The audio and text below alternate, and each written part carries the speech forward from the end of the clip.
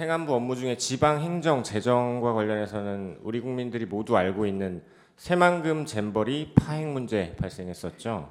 네, 그렇습니다. 그때는 어떤 문제가 있었습니까? 이 새만금에서 이루어졌던 그 세계 청소년 잼버리 대회가 뭐 시작하기 전까지는 국민들이 잘 모르고 계셨었는데 상당히 큰 행사였습니다. 그런데 그 준비 기간 거의 전 기간 동안 제가 공동위원장 중에 한 명이었음에도 불구하고 직무집행 정지 중에 있었습니다.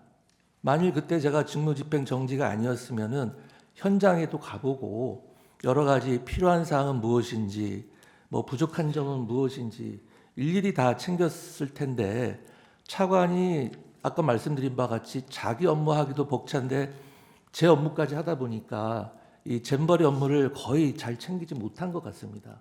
그러다 보니까 제가 이곳 헌재에서 탄핵 심판 기각 결정을 받은 것이 잼버리 개막일 불과 5일 전이었습니다.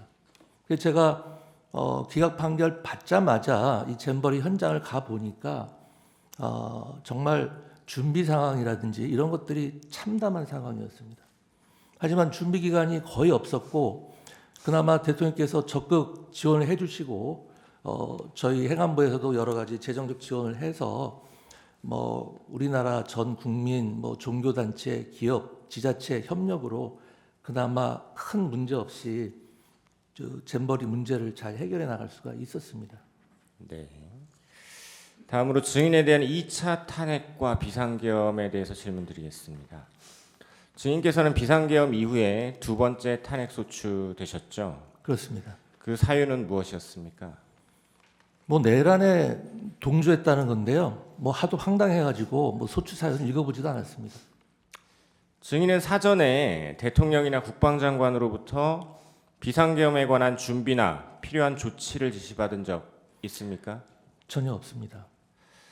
정부조직법 그리고 행안부 규정에 의하면 행안부 장관, 경찰과 소방에 대한 지휘권 있으십니까? 소방과 경찰에 대해서는 중요 정책 수립에 대해서만 지휘할 수 있는 권한이 있고 소방과 경찰에 대해서 지시를 한다거나 지휘를 할 수 있는 권한은 일체 없습니다. 네. 증인 비상계엄 선포 전에 대통령께 비상계엄 만류 의사 전달하셨죠. 네, 그리고 경찰의 출동에 관여하기는커녕 사전에 알지도 못했고 심지어 조금 전에 말씀하신 것처럼 경찰과 소방에 대한 지휘권도 없는데 왜 국회에서 증인을 탄핵 소추했다고 보십니까?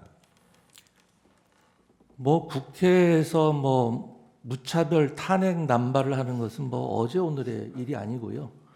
결국은 국정을 방해하고 국정에 발목 잡기를 한다는 것은 대다수 국민들이 다 인식하고 있는 것이라고 생각합니다. 네. 증인은 이 정부 들어 29건의 총 탄핵 소추 중에 2번을 직접 겪으셨습니다. 네. 그 경험에 비추어서 이러한 탄핵들이 국정에 어느 정도 지장을 주는 수준을 넘어서 국정 마비를 초래한다라고 보십니까? 제가 좀 전에 말씀드린 바와 같이 행정안전부만 해도 사실상 현상 유지만 할 수 있을 뿐이지 아무것도 할 수 있는 게 없었습니다. 인사도 저희 행정안전부 자체 내 인사도 적체가 됐었고 새로운 정책 추진하는 것은 엄두도 낼 수 없는 상황이었습니다. 그런데 지금과 같이 동시다발적으로 총리, 감사원장, 방통위원장은 간신히 해소가 됐습니다만 중앙지검장 그밖에 특정인의 수사를 담당하던 수많은 검사들이 동시다발적으로 탄핵을 당하는 상황에서는 국정이 마비되지 않고 있다는 것이 오히려 좀 신기하다고 생각합니다. 네. 증인 2차 탄핵 소추 당하시고 사임하셨죠? 그렇습니다. 장관의 자리가 이렇게 중요한데 사임하신 이유는 무엇입니까? 이 탄핵을 보통 당하게 되면 뭐 한 6개월, 반년 가까이 직무를 전혀 수행할 수 없게 되는데 제가 1차 탄핵 그 소추 기간 동안에 그 행정안전부가 얼마나 많은 기능의 장애가 있었고 고통을 당했는지 그리고 국정에 얼마나 많은 피해를 주고 결국 그 피해가 고스란히 국민들에게 돌아간다는 것을 너무나 잘 알고 있었습니다. 또다시 탄핵을 당하게 되면 탄핵 기간 중에서는 제가 사임할 수도 없고 새로운 장관을 임명할 수도 없습니다. 또다시 6개월이라는 반년이라는 긴 세월을 국정에 공백이 초래될 수밖에 없는 상황을 제가 다시 초래할 수는 없었습니다. 제 입장에서는 이 부당한 탄핵에 대해서 당당하게 맞서고 싶은 생각이 훨씬 더 컸습니다만 그로 인한 그 국정 부담 그리고 국민의 피해를 생각할 때 당연히 제가 개인적인 입장은 내려놔야 된다고 생각을 하고서 사퇴를 대통령님께 말씀을 드린 겁니다. 네. 다음으로 비상계엄 선포 전 국무회의에 관해 여쭤보겠습니다. 대통령께서 비상계엄 선포 이전에도 평소에도 이런 얘기 하신 적 있는지 한번 들어봐 주십시오. 야당이 국무위원들을 지속적으로 탄핵해서 국정의 마비가 초래된다. 위헌적인 입법안들을 계속해서 통과시켜 제2요구를 할 수밖에 없다. 이재명 대표에 대한 수사가 진행 중인데 관련 사건 특검법을 통과시키니 거부할 수밖에 없다. 2025년도 정부 예산 중에는 민생 예산, 범죄 수사에 필요한 예산, 미래산업 R&D 예산, 국방, 안보 관련 예산 등 중요 정부 정책 관련 예산들을 모조리 삭감해서 일을 할 수가 없다.